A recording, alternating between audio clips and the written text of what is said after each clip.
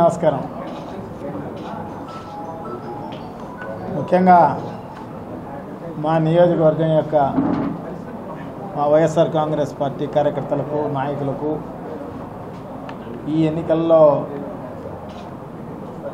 నాకు సహాయం చేసిన అందరికీ కూడా పేరు పేరున అందరికీ కూడా కృతజ్ఞతలు వ్యక్తపరుస్తున్నా. తప్పకుండా మనం ఈ ఎన్నికల్లో మీరు చూపించిన అభిమానానికి, ప్రేమకు, కృషికి నిజంగా కూడా మీకు అందరికీ కూడా చేతులెత్తి నమస్కారాలు చేస్తున్నాం. అట్లాగే రాష్ట్ర వ్యాప్తంగా జరిగిన ఎన్నికల సరళిని ఒకసారి గమనిస్తే, ఎన్నికలు అయిపోయిన తర్వాత జరిగిన సంఘటనలు గమనిస్తే, వ్యవస్థలను మేనేజ్ చేసే చంద్రబాబు నాయుడు గారు సో ఇప్పుడు కూడా అటువంటి పనే జరిగింది అని చెప్పేసి నేనైతే భావిస్తున్నా. వ్యవస్థలను మేనేజ్ చేసే కార్యక్రమం. సో తప్పకుండా ఈవీఎంస్ను ట్యాంపరింగ్ జరిగిన కార్యక్రమం నా నియోజకవర్గంలోనే కాదు, త్రూఅవుట్ రాష్ట్రంలో అన్ని నియోజకవర్గాల్లో ఎంపిక చేసుకున్న బూతులను ట్యాంపరింగ్ చేసిన పరిస్థితి కనపడుతుందన్నమాట. సో తప్పకుండా మేమందరం కూడా డెఫినెట్గా దీని గురించి ఆలోచన చేయాల్సిన అవసరం తప్పకుండా ఉంది. సో దీనిపైన కోర్టుకు కూడా వెళ్ళే కార్యక్రమం తప్పకుండా చేస్తాం. సో డెఫినెట్గా ఇది జరుగుతుందని చెప్పేసి నేనైతే భావిస్తా.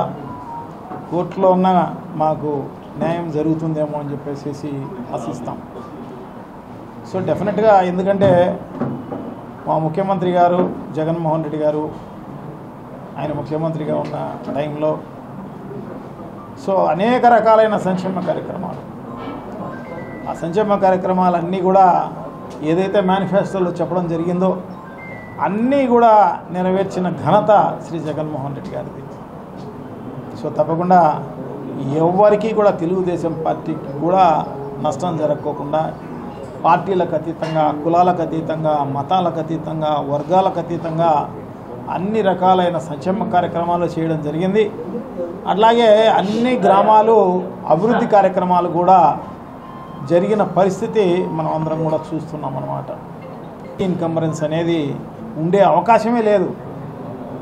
సో ఈ రకంగా రిజల్ట్ చూస్తే నిజంగా కూడా జగన్మోహన్ రెడ్డి గారు ఏమి చేయలేదేమో, అందుకోసమే ఇంత 12 సీట్లకు దిగజార్చిన పరిస్థితి ఉంది అని చెప్పేసి అనుకునే పరిస్థితి ఉంటుందన్నమాట.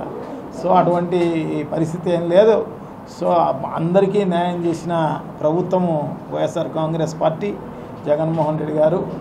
సో డెఫినెట్గా ఈ రిజల్ట్ కాదు, రావాల్సిన రిజల్ట్ ఇది కాదు, కానీ ఇది వ్యవస్థలు మేనేజ్ చేసే చంద్రబాబు నాయుడు గారు ఈ రకంగా ఉన్న పరిస్థితి. ఎందుకంటే ఎన్నికలు అయిపోతానే ఒక 15-20 రోజులు చంద్రబాబు నాయుడు గారు డిసప్పైర్ అయిపోయినారు. చంద్రబాబు నాయుడు గారు వాళ్ళ కొడుకు అందరూ ఉంటారు. సో మరి సింగపూర్లో కూర్చొని ఈ కార్యక్రమాలు ట్యాంపరింగ్ జరిగిందా, ఇంకొక చోట ట్యాంపరింగ్ జరిగిందా అనేది మనకు తెలుస్తుంది తొందరలోనే. ఎందుకంటే ఫిజికల్గా ఎక్కడా జరగలే, స్ట్రాంగ్ రూముల మీద పడి మార్చే పరిస్థితి జరగలేదు. కానీ ఇది టెక్నికల్ అన్నమాట. బార్ కోడ్ తెలిసి ఉంటే చాలన్నమాట, స్కాన్ చేసేసి ఏ నెంబర్ కావాలంటే ఆ నెంబర్ మార్చే కార్యక్రమం జరుగుతుంది అన్నమాట. సో బార్ కోడ్లు వీళ్ళు ఎలా సంపాదించినారు, ఎలా జరిగింది ఈ ట్యాంపరింగ్ అనేది తొందరలోనే తెలిసే కార్యక్రమం తప్పకుండా జరుగుతుందని చెప్పేసి నేనైతే భావిస్తాను అన్నమాట. ప్రజలందరూ కూడా ఈ రోజుకి కూడా ప్రజలందరూ మేమందరం కూడా ఓట్లు వేసినాం, మరి మా ఓట్లన్నీ ఎక్కడ పోయినాయని చెప్పేసి అడిగే పరిస్థితి ప్రతి ఒక్కరి నోట వినపడే కార్యక్రమం జరుగుతుందన్నమాట. సో ఇది పెద్ద రాష్ట్ర వ్యాపితమైన స్కామ్ ఇది. సో డెఫినెట్గా ఇది బయటకు వచ్చే కార్యక్రమం తప్పకుండా జరుగుతుంది. దేవుడు ఆయన పైన ఉన్నాడు. సో ప్రజల ఆశీర్వాదం ఉంది. డెఫినెట్గా మంచి జరిగే కార్యక్రమం జరుగుతుంది అని చెప్పి మేమైతే భావిస్తామన్నమాట. అవన్నీ బ్లఫ్ అండి, అది ఎంత మోసం. 2014లో కూడా 680 హామీలు దగ్గర దగ్గర ఇవ్వడం జరిగిందనమాట. ఒక్క హామీ అన్న నెరవేర్చడం జరిగింది, 100% నెరవేర్చిన పరిస్థితి ఏం లేదు. ఇప్పుడు కూడా అంతే, సూపర్ 6 అని ఇంకోటి అని 680 చెప్పలేదు. కానీ ఇవన్నీ కూడా కొంత మార్చి జగన్మోహన్ రెడ్డి గారు అందించే సంక్షేమ కార్యక్రమాలకు కొంత మార్పు చేసేసి, అంటే అది అమలు చేయని విధంగా. ఎందుకంటే జగన్మోహన్ రెడ్డి గారు ఇచ్చినదే మనం ఏ నెలకు ఆ నెలకు వచ్చిన పన్నుల రూపేణా అయితేనేమి, కేంద్ర ప్రభుత్వం నుంచి వచ్చిన అయితేనేమి, మిగతా అన్ని చోట్ల నుంచి వచ్చిన డబ్బులన్నీ కలిపినా దానికి సాలలే అన్నమాట. సో ఇప్పుడు ఇవన్నీ కూడా దాదాపు డబల్ అయ్యే విధంగా ఇవన్నీ కూడా పెట్టడం జరిగింది. ఇవన్నీ కూడా జరిగే విషయాలు కావు, ఇవన్నీ కూడా అయ్యే విషయాలు కావన్నమాట. చంద్రబాబుకు కూడా తెలుసు ఇవన్నీ కూడా. అయినా ఆయన మాట ఇమీడియట్గా మార్చే కార్యక్రమం జరుగుతుంది. ఎందుకంటే ఒకటే మాటే అని సింపుల్గా తప్పించుకునేదానికి అవకాశం ఉంటుంది అన్నమాట. ఎందుకంటే జగన్మోహన్ రెడ్డి గారు ఈ రాష్ట్రాన్ని ఖాళీ చేయడం జరిగింది, ఖజానా అంతా ఖాళీ చేయడం జరిగింది. దీన్ని సెటిల్ చేసేదానికి కొన్నేళ్ళు పడుతుంది.